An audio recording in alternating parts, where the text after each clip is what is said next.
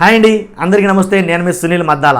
పవన్ కళ్యాణ్ గారు ఏది చేసినా ట్రెండ్ సృష్టిస్తాడో ఏంటంటే నాకు అర్థం కాదు. నిజమండి, నేను ఏదైతే బీఫామ్లో పంపిణీ జరిగిందో, అలాగే ప్రతిజ్ఞ జరిగిందో, అలాగే మ్యాక్సిమం రోలో కూర్చోబెట్టి అందరికీ బీఫామ్లు పంచడం, తర్వాత ప్రతిజ్ఞ చేయించడం, ఇలా చూస్తే ఆల్రెడీ గెలిచేసినట్టుగా, అంటే పవన్ కళ్యాణ్ గారు మొత్తం టీం అంతా గెలిచేసినట్టుగా, అలాగే ఆ గెలిచిన టీం తోటి ఏంటి ప్రమాణ స్వీకారాలు చేస్తున్నట్టుగా సేమ్ ఏదైతే ఉందో దాన్ని ఇమాజిన్ చేసుకున్నారండి చాలామంది నాయకులు ఏంటి, కార్యకర్తలు ఏంటి, అభిమానులు ఏంటి, చాలామంది కూడా.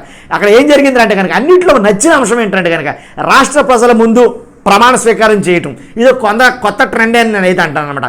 ఏం చేశారు అసలు, ఆ ట్రెండ్ ఎలాగ సృష్టించారు, ఏం ప్రతిజ్ఞ చేశారు అనేది, ఆ ప్రతిజ్ఞ అంటే మీకు నేను చెప్పాలని ఈ వీడియో చేస్తాను. మర్చిపోద్దు, లైక్ చేయండి, కామెంట్ చేయండి, సబ్స్క్రైబ్ చేయండి, మర్చిపోద్దండి. తర్వాత ఒకసారి ప్రతిజ్ఞ అంటే చూద్దాం.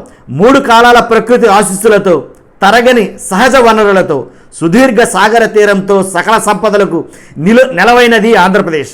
అప్పుల ఆర్థిక విధానాలు, తప్పుడు పరిపాలన వలన ఇప్పుడు మనకి తెప్పలు తప్పడం లేదు. 5 ఏళ్ల పాలనలో రాష్ట్రం తిరోగతి పాలయ్యింది.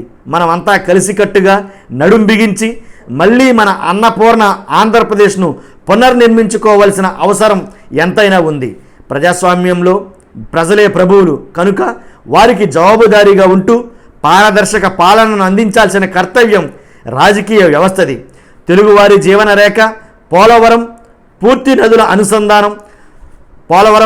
నదుల అనుసంధానం, సామాజిక న్యాయం, యువతకు విద్యా ఉద్యోగ అవకాశాలు, మహిళలకు సముచిత స్థానం, జనం మెచ్చుకున్న రాజధాని, ప్రజలకు మెచ్చే ప్రభుత్వ పాలనకు గీటురాయి కావాలి.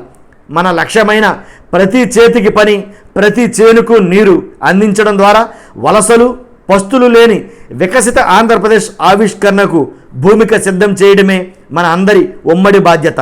ఇందుకోసం వచ్చే ఎన్నికల్లో తెలుగుదేశం, జనసేన, బీజేపీలతో కూడిన ఎన్డీఏల కూటమి గెలుపే కర్తవ్యంగా కృషి చేస్తానని, మన పార్టీ నియమ నిబంధనలకు కట్టుబడుతూ కూటమి అభ్యర్థిగా పైన తెలిపిన ప్రతి మాటకు కట్టుబడి ఉంటానని భారత రాజ్యాంగం మీద ప్రమాణం చేస్తున్నాను అని ప్రమాణం చేశారండి. నిజంగా ఒక రకంగా ఉంది, నాకైతే నచ్చింది. కాబట్టి ఈ ప్రమాణ స్వీకారం ఎలా అనిపించిందంటే నాకు మాత్రం, అంటే చాలామందికి అనిపించి ఉంటుంది, కొణిదెల పవన్ కళ్యాణ్ అనే నేను అన్నట్టుగా స్టార్ట్ చేసినట్టుంది. చూద్దాం ఏం జరుగుతుందో, ఎవరి జీవితంలో ఏం రాసి పెట్టుందో ఎవరికి తెలియదండి. 100% పవన్ కళ్యాణ్ గారు శ్రీ కొణిదెల పవన్ కళ్యాణ్ అనే నేను ఆయన ప్రతిజ్ఞ అనే ప్రమాణ స్వీకారం చేస్తాడంటారా ఈసారి అయినా సరే? 15 సంవత్సరాల నుండి వెయిటింగ్ అండి ఆ విషయం కోసం. మీ అభిప్రాయం అంటే కామెంట్ రూపంలో తెలియజేయండి. ఖచ్చితంగా ప్రతిజ్ఞనే కాదు, అందరికీ బీఫామ్లు ఇవ్వడం చాలా బాగా జరిగిందనమాట. సో ఆ విషయాన్ని మీతో పంచుకోవాలని నేను మీ ముందుకు వచ్చాను.